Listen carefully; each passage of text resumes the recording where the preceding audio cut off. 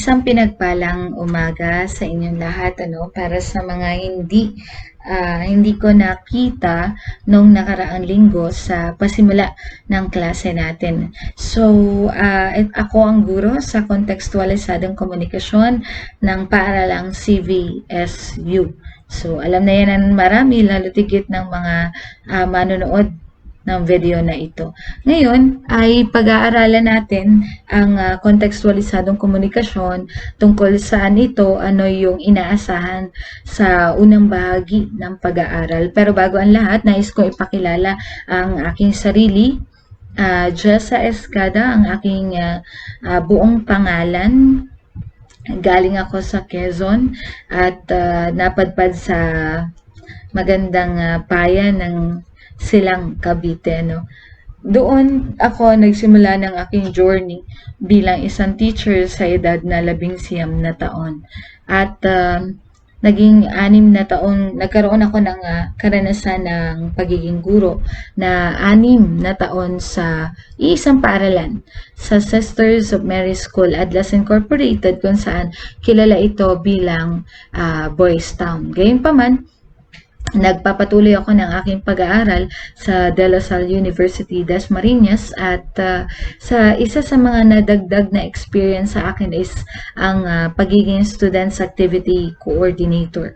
So, ang gawain ito ay may kinalaman sa aasikaso ng mga presentasyon para sa mga mag-aaral, aasikaso ng mga patimpalak na maaaring labanan ng mga mag-aaral maging sa iba't ibang bahagi ng Calabarzon at sa bahagi rin ng Maynila. So, ilan sa inyo ay nakarinig na ng pahayag na ito bilang pagkakakilanlan at kabuuan ng simula ng aking pagiging guro, na tinatak ko sa sarili ko na mas mainam pa sa akin ang mga estudyanteng walang alam kaysa dun sa mga estudyanteng magyayabang sa akin na tila mo'y mas marami silang alam. Kasi dahil doon sa mga ganong pakikisalamuha, dahil doon sa mga ganong karanasan, nabuo ko ang konseptong ito, ang pahayag na ito, ang nakalagay dito na kahit gaano ka katalino, kung hindi mo alam ang salitang respeto, ituturing kitang bobo.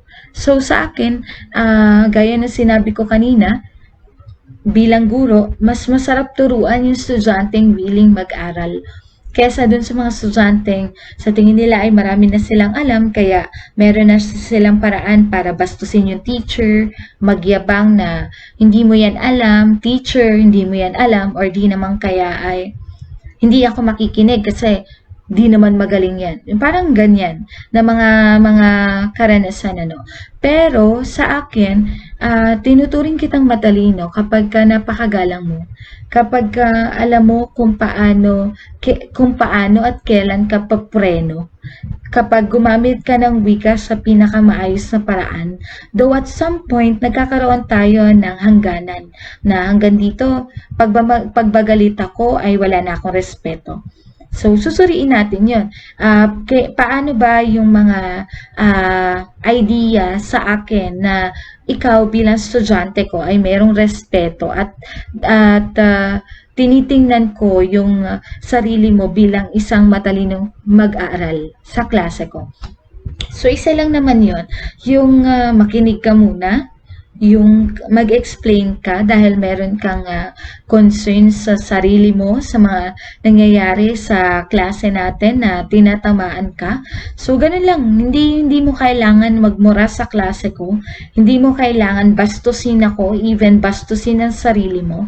Kasi sa lahat naman ng pagsasama, tayo yung magtatagal dito. Kasi ako ang teacher nyo sa kursong ito. At mas mainam siguro na ang klase ay may magandang samahan, imbes na may galit, imbes na may takot, at imbes na mayroong iringan na nagaganap. So ngayon, kaunting pagpapakilala lamang ang aking gagawin. Magsisimula na ako para ipakilala sa inyo tungkol saan ba at ano ba yung nilalaman ng kontekstualisadong komunikasyon. Ano yung aasahan sa inyo bilang mga mag-aaral at sa akin na dapat kong ibigay bilang isang guro? Para sa kaalaman ng marami at ay ito na po, ganito nakakapal kaagad yung inyong module. Ma'am, meron na po ba yung mga pagsusulit? Kasi ang kapal-kapal na po niyan. Meron na po ba yung mga pagtataya at exam? Meron na po ba itong activity? So far, wala pa po, Nasa Google form pa po at ipapasa lamang ang mga link na yun kapag kakailanganin na. Sa puntong ito, ganito nakakapal, babasahin pa lamang para sa kursong ito. So, expected nyo po ang maraming gawain and you are guided naman ang ating syllabus. So, ang reklamo sa palagay ko ay hindi ko na matatanggap sa dahilan na nakita nyo ang syllabus. So, sa unang semestre ng taong 2020 to 2021, paumanhin sa kamalian na nakikita sa video, ang kursong ito ay mayroong code na GenEd 11 at ang ating course title ay ang kontekstualisadong komunikasyon. Gayon din meron itong 3 unit. Bilang kabuuan ng kursong ito ay sinasabi rito na tayo ay magiging tagapagsanay, gayon din talagang taguyod ng paggamit ng wikang Filipino sa mas malalim at mas malawak na punto ng paggamit nito, maging sa komunidad na ginagalawan mo, maging doon sa lipunan na kinabibilangan mo, Kailangan din ay marunong ka sa 2 kasanayan na dapat umigting sa klaseng ito. Ito yung kasanayan ng pakikinig at saka pagsasalita. So, once na natapos ka ng makinig, syempre, it's your time naman para magbahagi ng mga makabuluhang ideya, na nasa sa isip mo. Gayun din, minsan ang pagpapahayag ng mga makabuluhang ideya mo ay sa pamamagitan ng mga sitwasyong komunikasyon, and ang mga example nito is like forum, seminar, video conferencing, video recording, mga iba pang mga like Facebook Live, like vlogging, kasama po yan. So, sa madaling salita, paiigtingin dito yung paggamit mo ng wika doon sa mga punto na gagamitin mo maging traditional way or modern way para ipakita yung konteksto ng Filipino gamit yung wikang Filipino, na makikita ka namin sa paggamit ng wika sa iba't ibang antas at sa iba't ibang larang. At maganda na makita na ang estudyante ay gagamit ng wikang Filipino na sa unang pananalita pa lamang ay masasabi nating edukado siya. Edukado siya in a way na alam niya kung paano gamitin ang wikang nagpapakilala ng kanyang sarili, nagpapakilala ng kanyang pagkatao, at yun yung pinakamagandang ipagmalaki, sa mga bansa na kagaya ng mga bansang nasa tatawagin natin na first world country. Alam niyo yung isa sa mga dahilan bakit nasabi na first world country sila at ano yung pinakang secret nila, bakit nangyari yun sa kanila. Ang unang-una na base sa mga pag-aaral ko doon sa masterado, sinabi doon na ang bansang kagaya ng Korea ay naging first world country dahil sa pagmamahal nila sa kanilang wika. Kabilang na dyan ang China, kabilang ang Japan, at yung mga mauunlad na bansa na ating nakikilala ay una nilang ginawa ay ang mahalin ang wika. Wika nagpakilala sa sarili nila maging sa pinakang bansa nila. So siguro kung ganun yung gagawin nating mga Pilipino, hindi natin ikakahiya yung wika natin. Marahil ngayon kahit sa panahon ng pandemya, kaya nating maka-survive. So paano yun at ano yung proseso para mangyari yon? So, one thing na process dito is yung pag-aaral natin ng kursong ito. Ngayon ay meron akong ilalahad sa inyo ng mga layunin na dapat ninyo magawa sa klase ko at inaasahan ko na magagawa ninyo ito. Ang unang layunin ay makapagpaliwanag ka ng kabuluhan ng wikang Filipino at mabisa mong magamit yung kontekstong ito sa pakikipagtalastasan mo sa komunidad maging sa lipunan na iyong ginagalawan. So, hindi lamang sapat na batayan na marunong ka maggumamit ng wika, kundi makabuluhan yung paggamit mo ng wikang Filipino. Yung tipong may danas, may bisa sa damdamin, may bisa sa isip once na nagsalita ka na ng gamit ang wika. Ikalawa, ay kaya mong makapagpaliwanag ng mahigpit na ugnayan ng tatlong babanggitin ko. Ang pagpapalakas ng wikang pambansa, ang pagpapatibay ng kolektibong identidad, at ang pambansang kaunlaran. Titingnan mo kung ano yung kaugnayan ng isa't isa, ang dapat malaman dito sa tatlong ito, bakit kailangan sila ay magkakasama, bakit itong tatlong ito ay dapat alam natin. So, kaya mo dapat maipaliwanag yung tatlong ito na bakit kailangan mapalakas ko pa yung wikang pambansa namin, bakit kailangan na alam ng bawat Pilipino na ang kanyang wikang magpapakilala ng kanyang sarili, ng kanyang lahi, no? At paano ang wikang Filipino masasabing magagamit sa kaunlaran ng ating bansa. Kasi kung mapapansin natin parang English yung kinababaliwan ng nakararami. It's because nagdadala ito ng mas mataas siguro na sahod pagdating sa call center, hindi ba? Mapapansin nyo na kapag wikang Ingles ang ginamit ay ganito na lamang yung pagpapaunlad sa sarili, ganito na lamang din yung naibibigay na tulong para sa bansa. Pero what if magbatay tayong lahat dun sa wikang Filipino at gamitin natin ito para sa kaunlaran ng bansa? Mas maganda yon, di ba?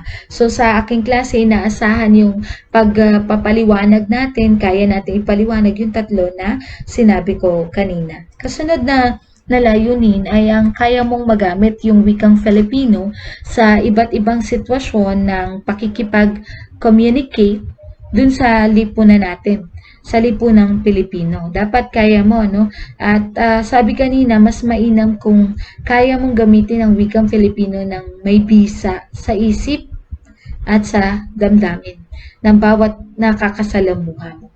So, yun, expected po sa inyo na gagamit kayo ng wika sa aking klase sa pakikipag-communicate sa inyong guro maging sa inyong kamag-aral at hilalo tigit sa lipunan na ating ginagalawan. Ang sunod na layunin ay ang makapagpahayag ka ng makabuluhang kaisipan.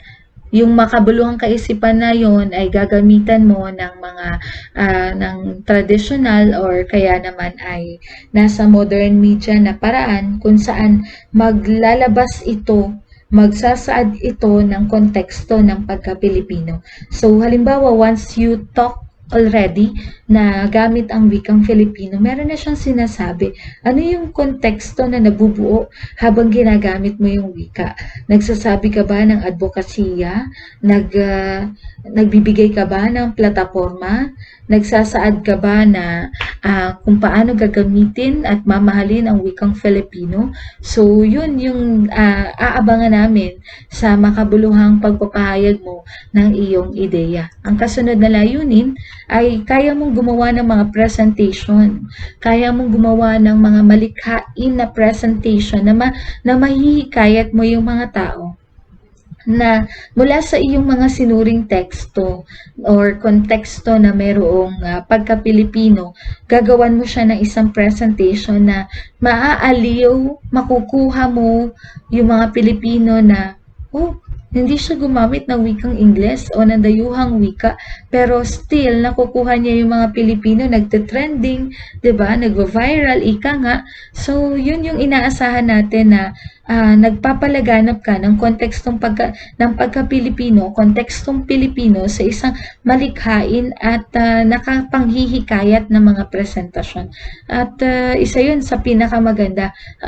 I think ang isa sa mga salimbawa nito, kasi kung napanood nyo ang commercial ng Jollibee and McDo, it talks about kontekstong Pilipino at hindi naman sila gumamit ng wikang Ingles doon. Kasi kung gumamit sila ng wikang Ingles doon, marahil hindi na antig yung puso mo, hindi mo na i-share yung post na yon, or else, mas maganda nga kung naiyak ka lalo na kung ang damdaming pinadanas ng commercial na yon ay para paluhain ka, para matouch ka, para muli kang magmahal. Therefore, ganun din yung inaasahan ng kontekstualisadong komunikasyon na inyong magagawa sa aking klase. Ang kasunod ay kaya mong magpahalaga sa sariling paraan ng pagpapahayag ng mga Pilipino sa iba't ibang antas at larangan. So kung mayroon kang nakita na mga nagpapaseminar, mayroon kang nakita na nagkakaroon ng advokasya tungkol sa wika, kaya mong pahalagaan yung mga bagay na yon. At kaya mo ring gawin at madala ito sa iba pang antas, sa iba pang level. Like halimbawa, mag-present ka ng presentasyon mo ng gawa mo sa mga international conference. Mas mainam yun at mas makabubuti yun na doon pa lamang ay nagawa mo na gamitin ang wikang Filipino para ipakita sa lahat na hindi lang English ang kayang mag-present internationally, no? Maging ang Filipino. Though, minsan, merong mga punto na kailangan yung pananaliksik na ginawa mo mula sa wikang Filipino ay itatranslate o isasali natin sa wikang English, lalo na kung lalabas kayo ng bansa. Pero merong mga foreigner po tayo na nag-aaral din ng ating wika.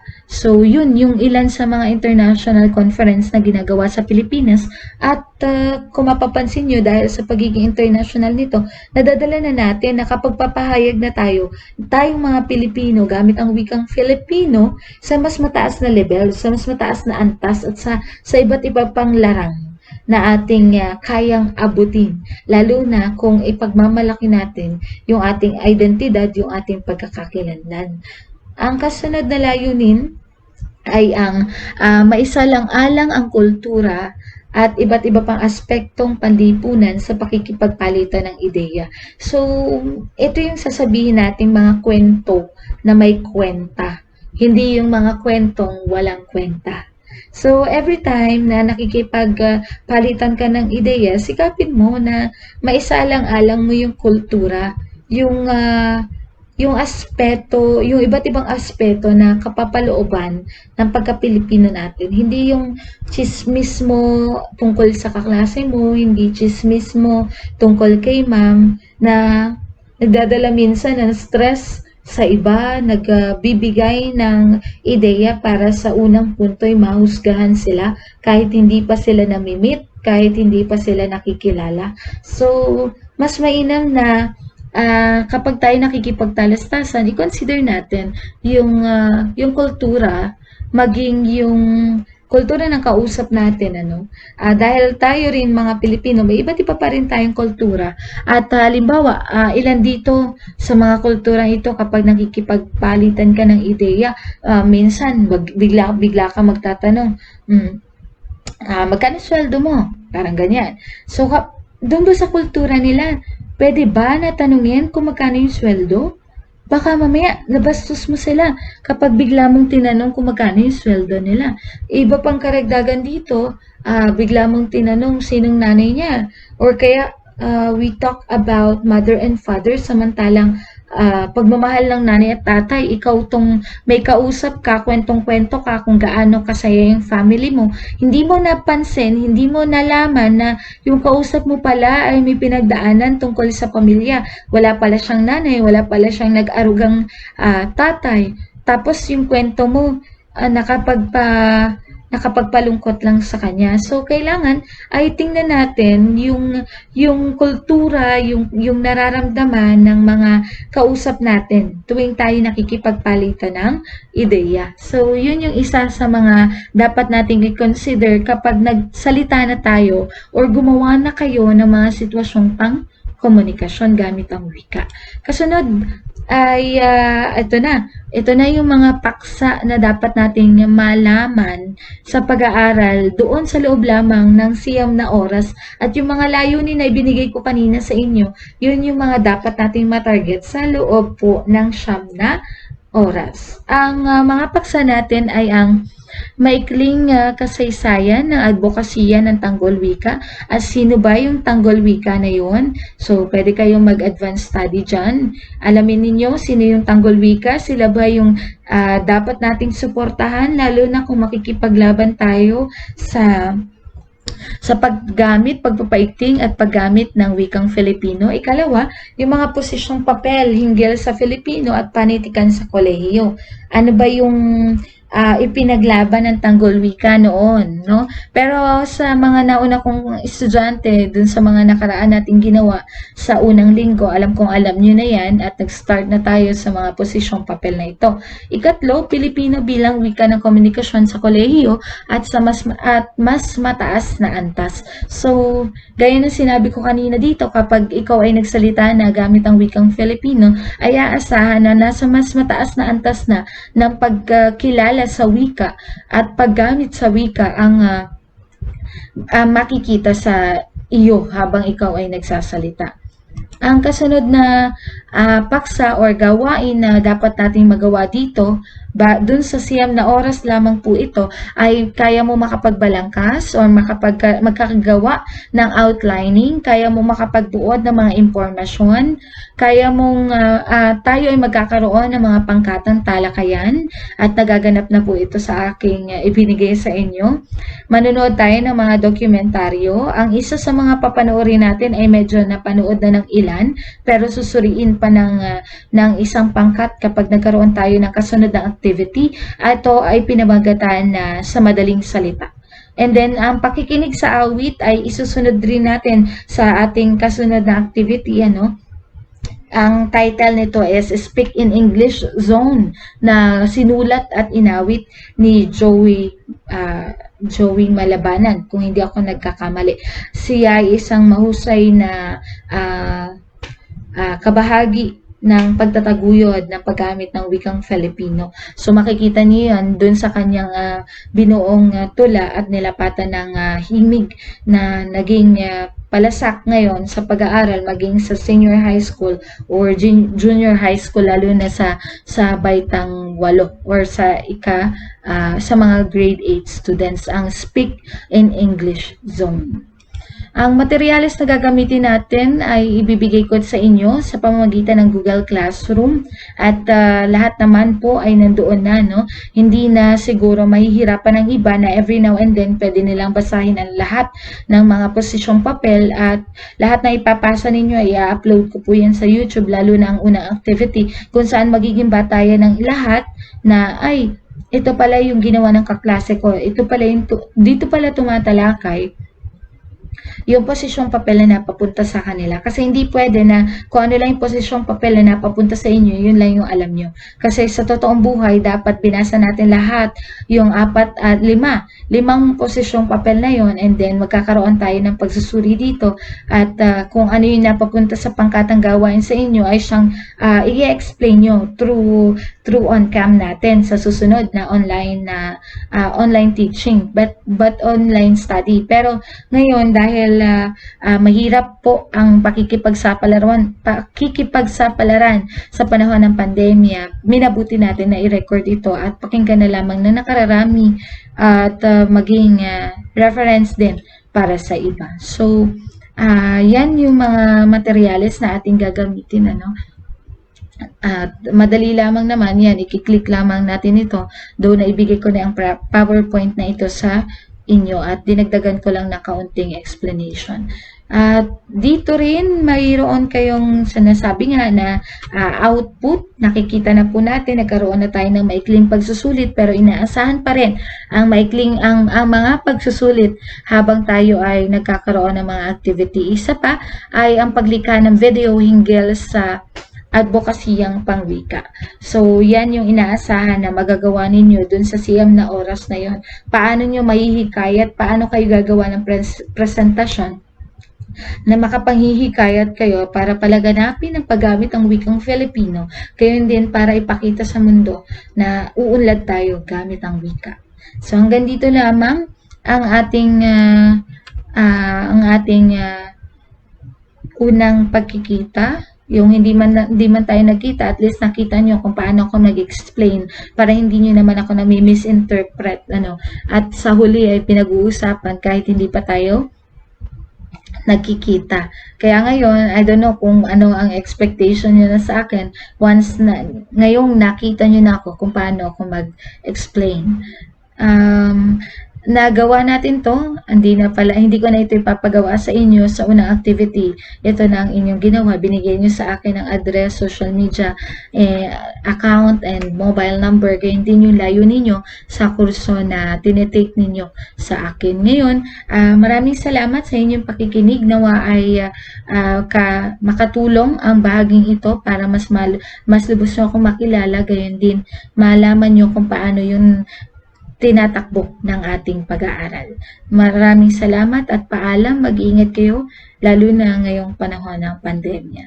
Hanggang dito na lamang.